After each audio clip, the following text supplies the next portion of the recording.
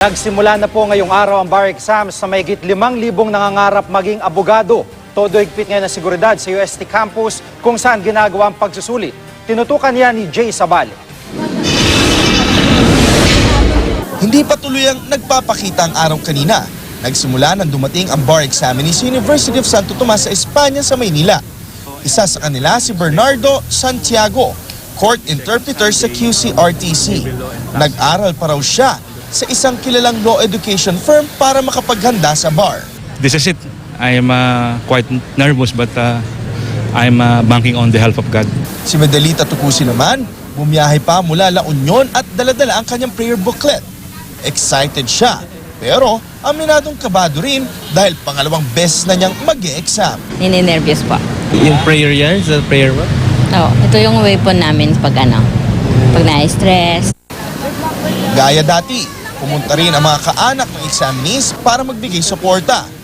Nang nag-lunch break ang examinees kanina, may mga nagbigay pa sa kanila ng pagkain. I-exam natin ngayong umaga. It's a very tiring experience for us, of course. And bar examination was one of the hardest in the country. And I do believe that with the help from God, I'll be able to make it. So far, yung mga pinag-aralan din namin yun. Kaso lang, medyo tricky siya yun. Mahirap siya. Oo, pero okay lang with God's will. Sa dami naming nagastos at saka sa hirap ng buhay, sana makapasa na rin sila para magkaroon na rin sila ng stable job.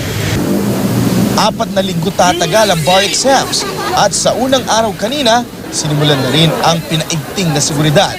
Masusing iniinspeksyon ang bawat examinee bago makapasok.